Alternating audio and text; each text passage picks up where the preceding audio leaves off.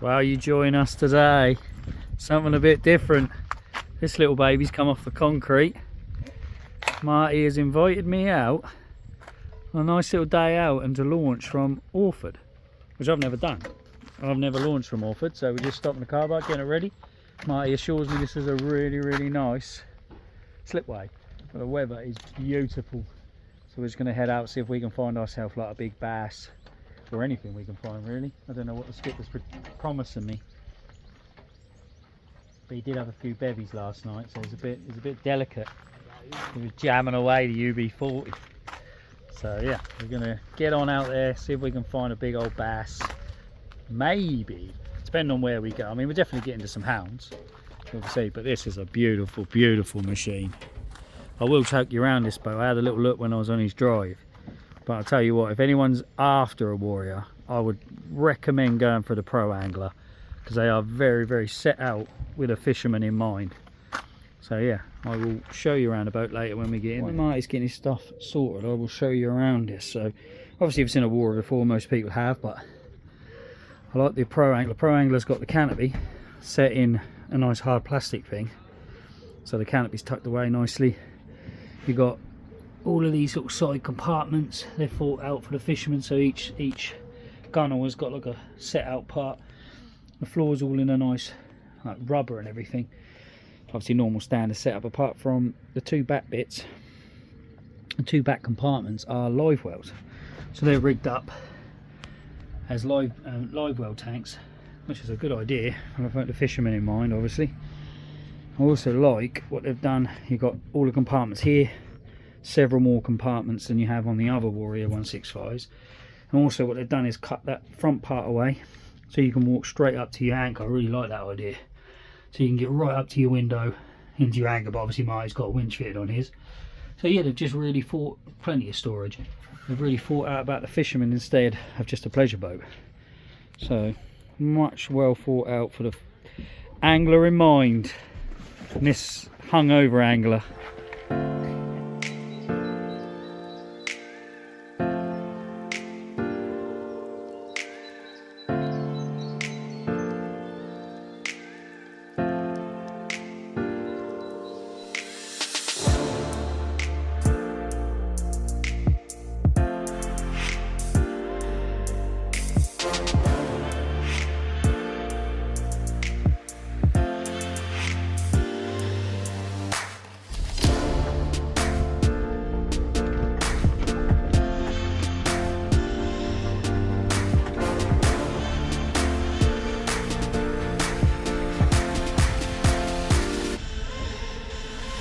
We are off. Skipper has set us off. What a beautiful place Orford is. A lot of boats moored up though. I am going to sort of... Jesus, what is that? 30 deep, isn't it? I am going to find out about putting my little Orkney dinghy here. If anyone knows about the information of putting it in Orford. I'm just going to stick it here, I think, so I get used to it. Beautiful little place. See if we can find you some fish, bring you back when we do. The bird's working, so we're going to try and smash some lures. Marty's in, he has put us on them. We found the working birds. Look, that's probably, this is probably a sizable bass. Definitely, probably, I'll check it in a minute, but Marty's now in. We've found them, we've found them on lures. We're going to keep fishing. Have a double hook up. These ones are only small, but Jesus, we're getting one a chuck. We're going to bring you back. Yeah, oh, don't do that. When we get a big one, we'll bring you back. Well, Marty is punching us out. We are going out to cruising at 17 knots. He's punching through it up and the Warrior's cruising through. I've never been out this far, so it's going to be interesting. We're out to the next farm, see if we can find ourselves a big bass. We'll have something to lure, so that was good fun. That was just outside Orford. Yeah, see if we can get you a piece. Currently going over what, 115 feet of water. That is a lot of bloody water. So yeah, this is going to be an interesting trip for me. So we can get you some fish. Where Marty has took me, we are at the wind farms. Yeah, this boat is cruised out. I have never ever been out here, so this is pretty damn cool.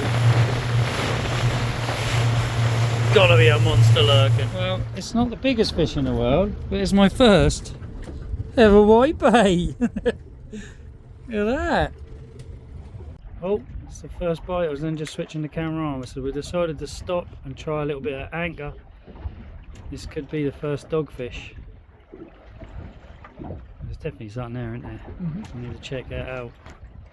So I'll check it out and see what's there. Well, we know it's a fish on. We can't say what fish it is yet. We did now. Might be a dog, because that tide is a bit stronger, isn't it? Oh, what's it doing? Is it a dogfish? It's coming up, it might be a dogfish. Oh, it is a dogfish. No! Told you, didn't I? Dog. All this way for a dogfish. Lovely. Lovely. Well done, skipper. Bring it back. Well, as beautiful it is out here, unfortunately didn't produce the fish, but anything could have happened, so it was well worth a trip out here. And I caught my first free whitebait. I've never caught out on rod line, so then I had 3 dogfish, which we didn't film. So yeah, it's anything can happen really, isn't it? So now we're going to go probably head back in, and we'll stop on the mark on the way back in and just see. If we see some birds work, then you know what we'll do, we'll stop and we'll try it. But that's fishing for you. You have to try these things, because we could have come out here, casted the line out, and could have banged into something, a fish of a lifetime. So without knowing and without trying, you never know what's going to happen. Hey, we are finally in. We've struggled. You might have to go under these rods, mightn't you, Marty? Yeah. Oh, we're finally into a fish. Well, not we, Marty is. He's dancing. I think we might need a net for that one as well. So I don't know what it's going to be, but it's either got to be a hound or a good bass. Don't give it slack. I'll sort that line out. I'm going to come back because he's got in a bit of a muddle. You off it? Yeah, you're off it. Are you on it? You're off it. We will come back. Well, Marty did get a hound of about 6-7 pound, I reckon. And I said, hold on then, let me just get it while you got it and I'll film it. And then it started put some blood on his precious warrior. And he's like, nah, too late, gone, chucked it overboard. So, sorry, didn't get a chance to film it, but a smooth hound. Bring me back on the next one. Bring you back on the next one. You don't like getting his boat though. I thought it was a bloody fishing boat, mate. Look at it. Video that before he chucks it, in case it don't. Is it got any blood anywhere, Marty? No. No. Oh, that one's well, we went all that way out. We've just come back in because we've been struggling. Look, back to where we were this morning. He's getting on mackerel feathers 4 at a bloody time just a minute ago. And lures again. Crazy, innit? Getting him on the lure. Again. Crazy, innit? You go all that way. Now we're getting sizable bass on lures. Crazy.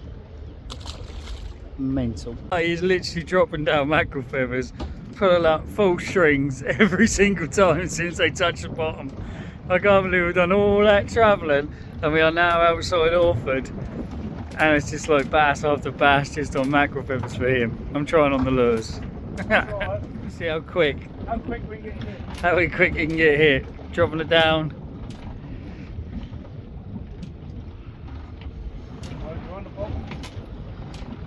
Just hit the bottom.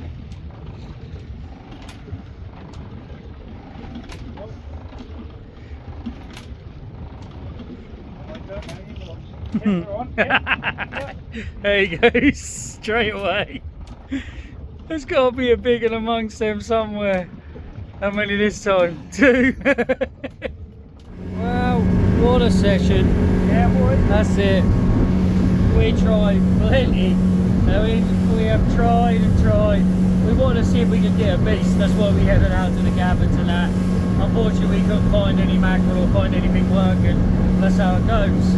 But unfortunately, we come back to where we started, which obviously is going back into Orford.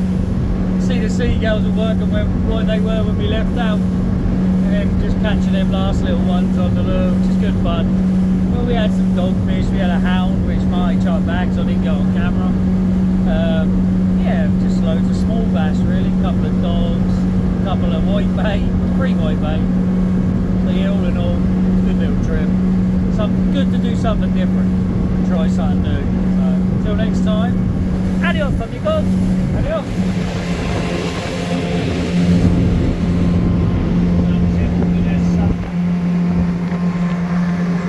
Well, this definitely is not a river that I'd want to be coming in at night time.